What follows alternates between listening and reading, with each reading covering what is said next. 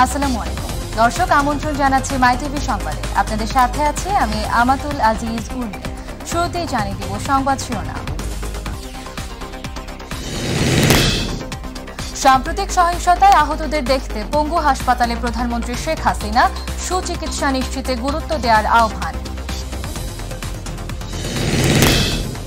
ঢাকা সহ 4 জেলায় আজও 9 ঘণ্টা কারফিউ শিথিল। সকাল 8টা থেকে বিকাল 5টা পর্যন্ত থাকবে জনজীবন স্বাভাবিক। কারফিউ পরিস্থিতিতে ঢাকার বাইরেও বেড়েছে নিত্য প্রয়োজনীয় পণ্যের দাম। বাজারে গিয়ে হিমশিম খাচ্ছে নিম্নবিত্ত মধ্যবিত্তরা। এবং জমকালো আয়োজনের মধ্য দিয়ে প্যারিস অলিম্পিকের উদ্বোধন। প্রথমবারের মতো স্টেডিয়ামের বাইরে নদীতে গ্রেটেস্ট শো অন দ্য আর্থের শুভ সূচনা।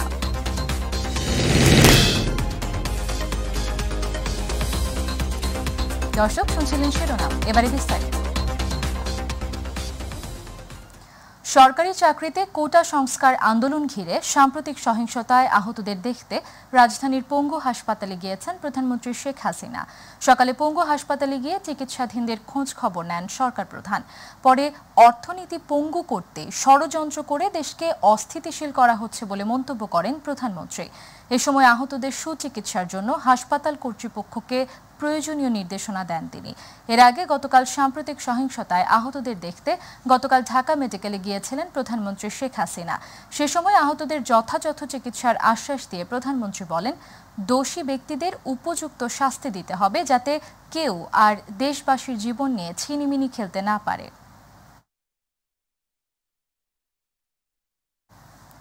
সারা দেশে চলছে অনির্দিষ্টকালের জন্য কারফিউ। তবে গতকাল শুক্রবারের মতো আজ শনিবারেও সকাল 8টা থেকে বিকেল 5টা পর্যন্ত ঢাকা, নরসিংদী, নারায়ণগঞ্জ ও গাজীপুরে কারফিউ শিথিল থাকবে।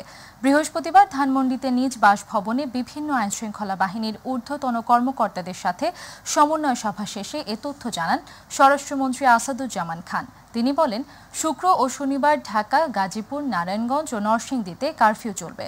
তবে সকাল 8টা থেকে বিকেল 5টা পর্যন্ত কারফিউ শিথিল থাকবে।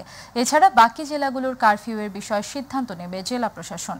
মন্ত্রী আরও বলেন, চলমান কারফিউ সম্পূর্ণ তুলে নেওয়ার বিষয়ে সরকার আপাতত ভাবছে না।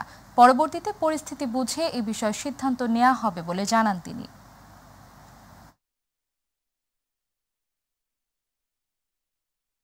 জনজীবনে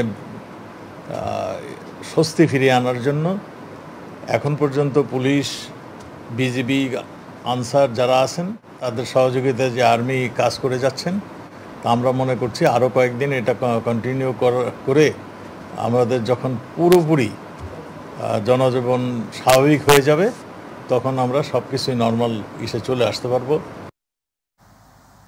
সারা দেশে চলমান অস্থিতিশীল পরিস্থিতি মোকাবেলায় চলমান অনির্দিষ্টকালের কারফিউয়ে বেড়েছে নিত্য প্রয়োজনীয় দ্রব্যমূল্য।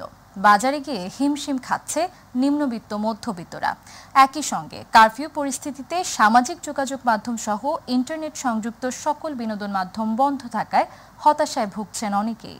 খুলনা থেকে শিশির রঞ্জন মল্লিকের রিপোর্ট, জানাচ্ছেন জুবাইর রহমান।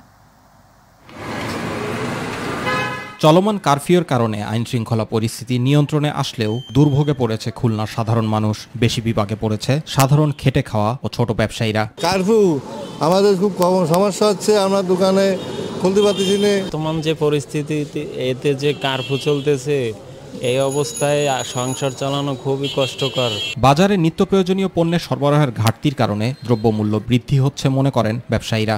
বেচাকেনা খুব খারাপ হচ্ছে কাকা, চিনির দাম বাড়তি, পেটে ভাতই নাই, 200 টাকা দিন আইদির হচ্ছে। এই কারফিউটা যদি আপনারা একটু কমাই দেন তাহলে আমাদের পাবলিকদের জন্য একটু ভালো হয়। দ্রুত পরিস্থিতি স্বাভাবিক না হলে সামনের দিনগুলোর সংকটও আরও তীব্র হতে পারে বলে মনে করেন অনেকেই। জনজীবনের আর কি শান্তি ফিরে আনা, কারফিউ শিথিল করে দেওয়া, খুলনা শহরে সবাই মোটামুটি যাতে শান্তভাবে চলতে পারে সেই পরিবেশ সৃষ্টি করায়। দ্রুত কারফিউ প্রত্যাহারের আহ্বান জানান বিভিন্ন শ্রেণী পেশার মানুষ। এটিকে উপযোগ্য করে সহিংসতা রূপ নেয়, ফলে দেশে কারফিউ জারি করা হয়। জনজীবন স্তম্ভিত হয়ে আসে, গাড়ি ঘোড়া, অফিস আদালত সবই বন্ধ থাকে, রাষ্ট্রীয়ভাবে আর্থিক ক্ষতির সম্মুখীন হতে থাকে। সরকার এবং তাদের নীতি নির্ধারকদের সুদূর প্রসারী দৃষ্টি রাখতে হবে যাতে এই ধরনের বিষয়টি দ্বিতীয়বার না ঘটে। জুবাইর রহমান, মাই টিভি নিউজ। মেঘনার জোয়ারের পানিতে প্লাবিত ভোলা লক্ষ্মীপুর রুটের ইলিশা ফেরিঘাটের অ্যাপ্রোচ সড়ক ও পন্টুনের র্যাম্প। ইলিশা ঘাটের লো ওয়াটার ও হাই ওয়াটার ঘাট তলিয়ে যাওয়ায় দুর্ভোগ পোহাতে হচ্ছে যাত্রীদের। দৈনিক 2-3 থেকে 4 ঘন্টায় বন্ধ থাকে পরিবহন ওঠানামা। ভোগান্তি লাঘবে দ্রুত ঘাট সংস্কারের দাবি তাদের। প্রতিনিধি আরিফ হোসেন লিটনের রিপোর্ট, জানাচ্ছেন শামস তাবরিজ উচ্ছ্বাস। বঙ্গোপসাগরে সৃষ্ট নিম্নচাপের প্রভাবে মেঘনায় অতি জোয়ারের পানিতে তলিয়ে গেছে ভোলার ইলিশা অ্যাপ্রোচ সড়ক ও পন্টুনের র্যাম্প। হাঁটু সমান পানি মারিয়ে এই ফেরিতে ওঠানামা করছেন যাত্রী ও পণ্যবাহী যানবাহন। কেউ ব্যবহার করছেন নৌকা। দিনে দুবার জোয়ারের পানিতে ভোলা লক্ষ্মীপুর রুটে চলাচলকারীদের পোহাতে হচ্ছে চরম ভোগান্তি। ইলিশা ফেরিঘাট আইসা দেখি ফেরি থেকে গাড়ি নামতেও পারছে না, উঠতেও পারতেছে না। অতিরিক্ত জোয়ার উঠলে আমরা যাইতে পারি না, মানে ফেরি উঠতে পারে না গাড়ি, এই কারণে 2-3 দিন পর আমরা বাজার হয়নি। দুর্ভোগ পোহাতে হচ্ছে পরিবহন শ্রমিকদেরও। সময় মতো গন্তব্যে পৌঁছানো যাচ্ছে না পণ্য। এর ফলে গাড়িতে থাকা কাঁচামাল সহ অন্যান্য মালামাল নষ্ট হচ্ছে বলে জানান চালকেরা। পরিবহনগুলোকে আটকে থাকতে হয় ঘন্টার পর ঘন্টা। পানি যখন বাইরে যায় আমরা 2-3 দিন আটকে থাকি। পল্টন ডুবিয়া থাকে, একটা বাথরুম নাই, গোসলখানা নাই। জোয়ার আসলেও চলতে পারে, বাড়া আসলেও চলতে পারে, এরকম সিস্টেম করে দিলে সবচেয়ে ভালো হতো। ফেরির মাস্টাররা জানান অতি জোয়ারের কারণে পরিবহন লোড আনলোডে কেটে যায় দীর্ঘ সময়। অন্যদিকে বিআইডব্লিউটিসির কর্তৃপক্ষ জানান পল্টন ডুবার বিষয়ে ঊর্ধ্বতন কর্মকর্তাদের জানানো হয়েছে। এই জোয়ারের কারণে পানি বৃদ্ধি পাওয়ার কারণে ওয়াটার ঘাট এবং হাই ওয়াটার ঘাট 2 পল্টনই আমাদের ডুবে যাওয়ার কারণে আমাদের ফেরি লোড আনলোডে সমস্যা হইতেছে। অতিরিক্ত জোয়ারের কারণে, পানির কারণে র্যাম্প থাকে পানিতে ডুবে, যার কারণে ফেরিতে গাড়ি উঠতে পারে না, উভয় পারে একই অবস্থা। এই কারণে আমরা ঘাটে গেলে ওই লোড আনলোডে আমাদের একটু বিলম্ব হয়।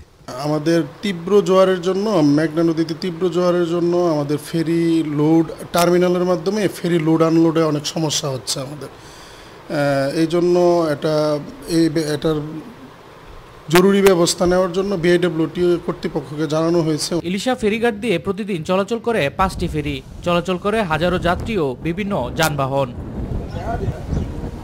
শামস তাবরিজ উচ্ছ্বাস, মাই টিভি নিউজ ডেস্ক। 100 বছর পর ফ্রান্সের রাজধানী প্যারিসে ফিরেছে অলিম্পিক। প্রথমবারের মতো স্টেডিয়ামের বাইরে নদীতে হয়েছে অলিম্পিকের উদ্বোধনী অনুষ্ঠান। সাজানো মঞ্চ, লেডি গাগার গান, ফরাসি সংস্কৃতি ফুটিয়ে তোলা নৌযানে দলগুলোর মার্চ পাস্ট, মশাল নিয়ে মুখোশ পরা রহস্যময় একজনের ছুটে চলা, বিশ্ববিখ্যাত মোনালিসা চিত্রকর্ম চুরি হয়ে যাওয়া, মিনিয়ন্সের তা খুঁজে পাওয়া থেকে শুরু করে অন্যরকম এক উদ্বোধনী অনুষ্ঠান উপহার দিল সিটি অব লাভ খ্যাত প্যারিস। শামস তাবরিজ উচ্ছ্বাসের আরও একটি রিপোর্ট। 19 দিনের আসরে এবার লড়াই হবে 319টি সোনার। শুক্রবার আনুষ্ঠানিক উদ্বোধন হলো লাখো ক্রীড়াপ্রেমী ও বিভিন্ন দেশের রাষ্ট্রপ্রধানদের উপস্থিতিতে। সেন নদীর 2 পারের সংযোগ সেতুতে উড়ানো হলো 3 রঙের ধোঁয়া। 101 অ্যাথলেট নিয়ে গ্রিস দলের অ্যাথলেটদের নৌকায় করে আসা দিয়ে মার্চ পাস্টের শুরু। বড় নৌকায় একই সাথে একাধিক দলের অ্যাথলেটরা সওয়ার হন। 85টি নৌকায় আসেন সব দেশের অ্যাথলেটরা। হালকা বৃষ্টি প্যারিস অলিম্পিকের উদ্বোধনী অনুষ্ঠানে এনে দেন জাদুকরী মাদকতাও। এরই মধ্যে লেডি গাগা নদীর তীরে সাজানো মঞ্চে গাইতে আসেন দল নিয়ে। একটু পরেই দেখা যায় বাংলাদেশ দলকে বহনকারী নৌকা। লাল সবুজের পতাকা এবার বহন করছেন সরাসরি প্যারিস অলিম্পিকে খেলার যোগ্যতা অর্জন করা আর্চার মোহাম্মদ সাগর ইসলাম। নদীর পাড়ে সমর্থকদের সরব উপস্থিতি, তীরবর্তী বাড়িগুলোর ব্যালকনিতে জানালায় দাঁড়িয়ে ক্রীড়াপ্রেমীরা উপভোগ করেন উদ্বোধনী অনুষ্ঠান। সংযোগ সেতুর উপর তৈরি করা হয় গ্যালারি, সেখানেও ছিল দর্শকরা। প্যারিস অলিম্পিকের পদকে থাকছেন ফ্রান্সের ঐতিহ্য আইফেল টাওয়ারের ছাপ। এরপরেই মাস্ক পরা ওই ব্যক্তি একটি বক্সে রাখেন মশালটি, সেটি বয়ে আনেন বাকিরা। পার্শ্ববর্তীর বাড়িতে ব্যালকনির অংশে সাজানো মঞ্চে শুরু হয় সঙ্গীত। হেভি মেটালের সঙ্গে বেজে ওঠা লা মিজারেবল সিনেমার do you hear the people sing গানটি। দীর্ঘ উদ্বোধনী শেষে সকাল রেলওয়ে নেটওয়ার্কের হামলায় যে শঙ্কা উকি দিয়েছিল, সন্ধ্যায় তা উড়ে যায় নিমেষেই। শামস তাবরিজ উচ্ছ্বাস, মাই টিভি নিউজ ডেস্ক। এবার আমাদের কৃষি।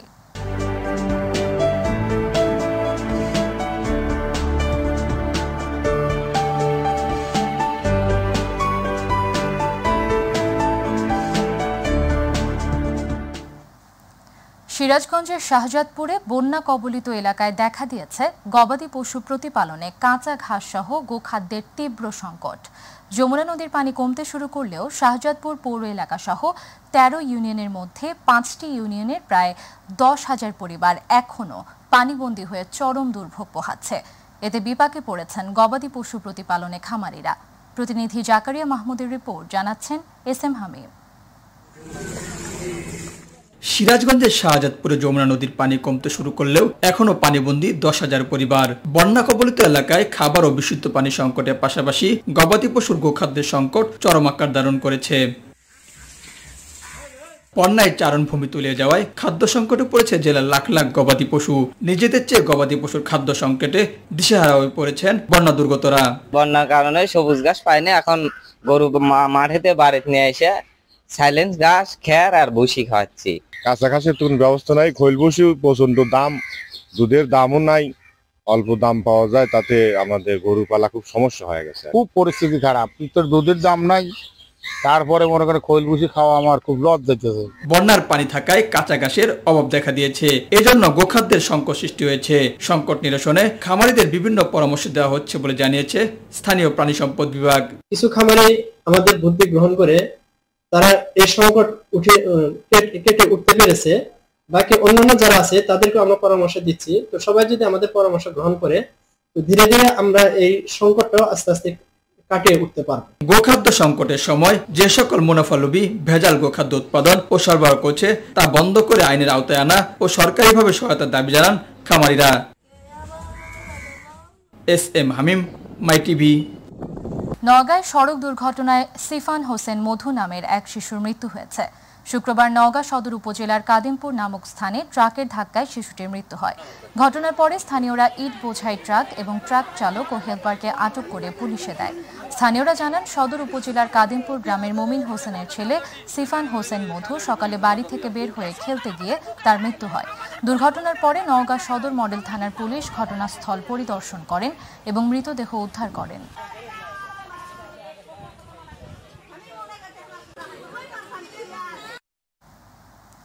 টাঙ্গাইলের ঘাটাইলে বাস ও মোটরসাইকেল মুখোমুখি সংঘর্ষে মোটরসাইকেল আরোহী নিহত হয়েছে। নিহত রাশেদ ফারাজি পিতা মৃত রাজা ফারাজির ছেলে। শুক্রবার টাঙ্গাইল ময়মনসিংহ আঞ্চলিক সড়কের ঘাটাইল উপজেলার নাগবাড়ি এলাকায় এই ঘটনা ঘটে। ঘাটাইল থানার SI রুবেল জানান, মোটরসাইকেলটি গোপালপুর দিকে যাচ্ছিল। উপর দিক থেকে গোপালপুর ছেড়ে আসা বাসের সাথে মুখোমুখি সংঘর্ষ হয়। এতে ঘটনাস্থলে মারা যান তিনি। সংবাদের শেষ প্রান্তে আমরা যাওয়ার আগে আরও একবার জানিয়ে দিচ্ছি সংবাদ শিরোনামগুলো।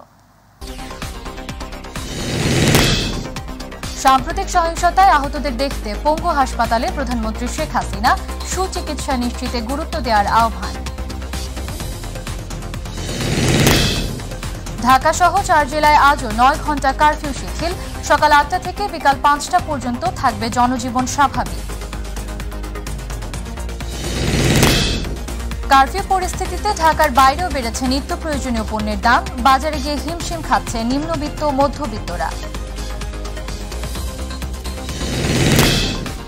এবং জমকালো আয়োজনের মধ্য দিয়ে প্যারিস অলিম্পিকের উদ্বোধন। প্রথমবারের মতো স্টেডিয়ামের বাইরে নদীতে গ্রেটেস্ট শো অন দ্য আর্থের শুভ সূচনা।